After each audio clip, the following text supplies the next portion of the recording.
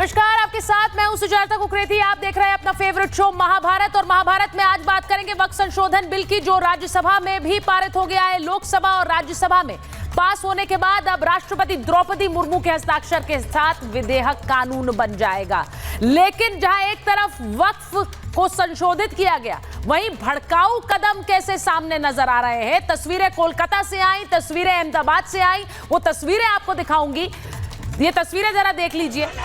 ये पहली तस्वीर अहमदाबाद से, जहां पर मुस्लिम संगठन के लोग सड़कों पर उतर आए और सड़क पर उतरकर उन्होंने प्रदर्शन किया है। ये अहमदाबाद की तस्वीरें हैं, इन्हें जरा दिखाइए। अहमदाबाद की ये तस्वीरें, जहां पर लोग पुलिस से भी भिड़ गए। आज जुम्मा और जुम्मे के दिन, जुम्मे की नमाज के बाद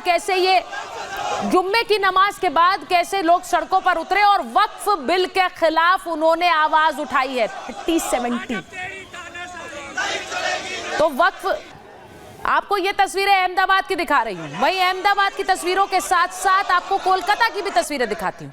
कोलकाता में भी we reject Waqf amendment bill कहकर पोस्टर लिए लोग सड़कों पर उतर आए और यहां पर देखिए किस तरह से विरोध प्रदर्शन किया, पुतले जलाए गए। अब सवाल आज महाभारत में यही है कि अब क्या होगा। इस वक्फ के विधेयक के कानून बनने के बाद क्या सड़क प्रदर्शन होंगे, क्या सड़कों पर उबाल दिखेगा।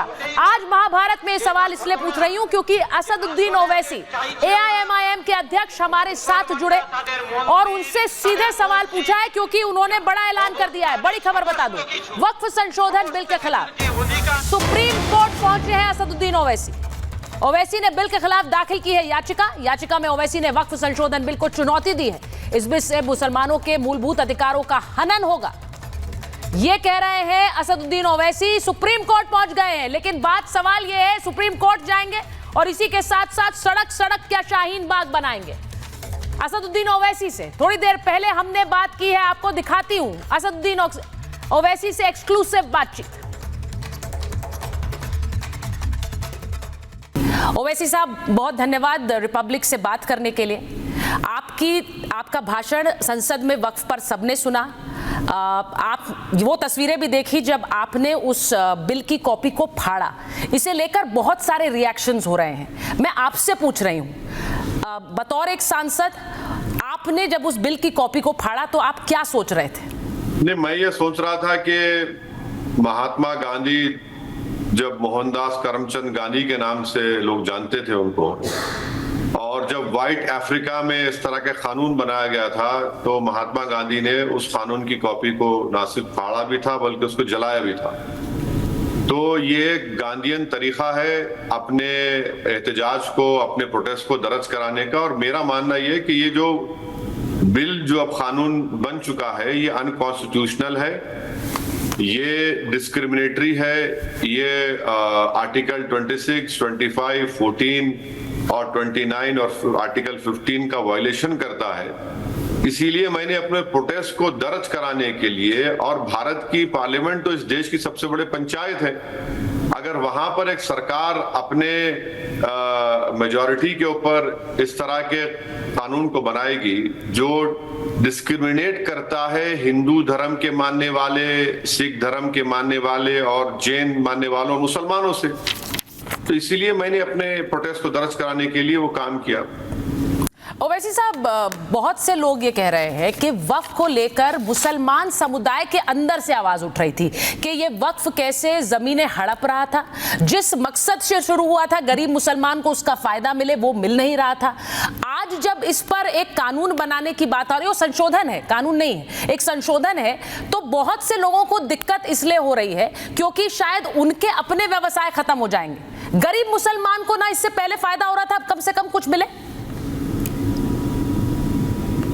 चलिए, आप एक बात मान लेते हैं कि आपकी बात थोड़ी देर के बाद सच्चाई है। ठीक, आप हमको ये बताइए कि आप लिमिटेशन एक्ट क्यों अप्लाई कर रहे हैं वक्फ बोर्ड के ऊपर, जब हिंदू धर्म के ऊपर अप्लाई नहीं होता, जैन धर्म के ऊपर अप्लाई नहीं होता, किसी धर्म के ऊपर अप्लाई नहीं होता। अगर कोई एंक्रोचर है, 12 साल से वक्फ प्रॉपर्टी पर एंक्रोचर है, आप उसको मालिक बना रहे हैं, आप कब्जेदार को मालिक बना रहे हैं, आप वो क्यों कर रहे हैं? अच्छा, दूसरी चीज, 2014 में मुख्तार अब्बास नकवी ने कानून पार्लियामेंट में इंट्रोड्यूस किया था, उसका नाम था eviction of unauthorised occupation bill. 2024 में आपने उसको वापस क्यों लिया भाई? आप तो इंक्रोचर्स को निकालते ना। तीसरी बात आप ये देख लीजिए कि आप एक हिंदू धर्म में और सिख धर्म में और जैन धर्म में वो लोग की अपनी धार्मिक बॉडीज में वो खुद चलाएंगे, उनको वक्फ उनका यूसेज रहेगा, उन पर लिमिटेशन एक्ट अप्लाई नहीं होगा। तो फिर मुसलमान धर्म में आप दूसरे धर्म के लोगों को क्यों लाके चलाएंगे मेरे बोर्ड में, और लिमिटेशन एक्ट मुझ पर क्यों अप्लाई करेंगे? और मैं आपसे रिक्वेस्ट कर रहा हूं मैडम कि राम मंदिर बाबरी मस्जिद जजमेंट में सुप्रीम कोर्ट ने वक्फ यूजर को अपहेल्ड किया जी, और बताया, उसके 3-4 पेजेस जजमेंट में है। पहले तो गवर्नमेंट ने इलीगल काम किया कि किसी सुप्रीम कोर्ट के जजमेंट को इस तरह आपने ओवरटर्न कर दिया। जब temple by usage, mud by usage हो सकता है, जिसका तमिलनाडु के एंडोमेंट बोर्ड में कानून है, तेलंगाना आंध्रा में है, तो आपने मुसलमानों की वक्फ प्रॉपर्टी से वक्फ बाय यूजर को क्यों निकाल दिया जो सुप्रीम कोर्ट में है? आपको मैं रिक्वेस्ट करूंगा कि एक बात समझिए जी, मिसाल आपको एग्जांपल दे रहा हूं। अब ऐसे कई मस्जिद है जिनके पास डॉक्यूमेंट्स नहीं है, तो वो 100 साल 200 साल से मस्जिद है, वक्फ बाय यूजर है। अब कल सरकार बोलेगी रजिस्ट्रेशन नहीं होगा इस कानून में क्योंकि तो पास कागज नहीं है। मैं कहूंगा भाई वक्फ बाय यूजर, तो सरकार बोलेगी नहीं, हमने तो वक्फ बाय यूजर निकाल दिए क्योंकि यहाँ पर डिस्प्यूट हो गया, यहाँ पर गवर्नमेंट क्लेम करे अपनी प्रॉपर्टी को। तो फिर दूसरी चीज ये है कि अगर मेरा कोई इंक्रोचर है मेरी वक्फ प्रॉपर्टी पर, मैं उसको निकालने जाऊंगा तो सरकार बोलेगी तुम नहीं निकाल सकते, लिमिटेशन एक्ट अप्लाई हो गया, वो 12 साल से मालिक हो गया। ओवैसी साहब, मैं एक चीज आपसे पूछूंगी, क्योंकि जब भी आप माइनॉरिटीज की बात करते हैं, आप मुसलमानों के साथ क्रिश्चियंस की भी बात करते हैं, आप जैन्स की भी बात करते हैं, ये अच्छी बात है, लेकिन वही माइनॉरिटीज जैन्स हैं, क्रिश्चियंस हैं, वो कहते हैं वो सेंस ऑफ एंटाइटलमेंट हमें तो नहीं है जो वक्फ के जरिए मुसलमानों को है। मुझे ये बताइए, जब हम केरल की बात करते हैं तो जमीनें जिन पर कब्जा हुआ उनमें क्रिश्चियन परिवार भी हैं, लोग इसे हिंदू मुसलमान बनाने पे लगे हैं।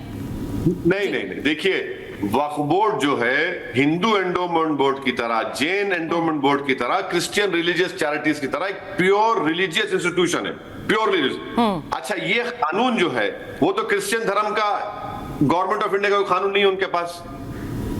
अब जो लॉ है वो हिंदू धर्म, मुसलमान धर्म, जैन धर्म के ऊपर, और साईं बाबा ट्रस्ट भी है। अब साईं बाबा ट्रस्ट ये कहता है कि अगर कोई एम्प्लॉय भी होगा तो उसको साईं बाबा में अपना बिलीफ दिखना पड़ेगा। अब जब आप अपने धर्म के लिए प्रोटेक्शन दे रहे हैं तो आप मुस्लिम धर्म को, इस्लाम धर्म को क्यों नहीं दे रहे हैं भाई?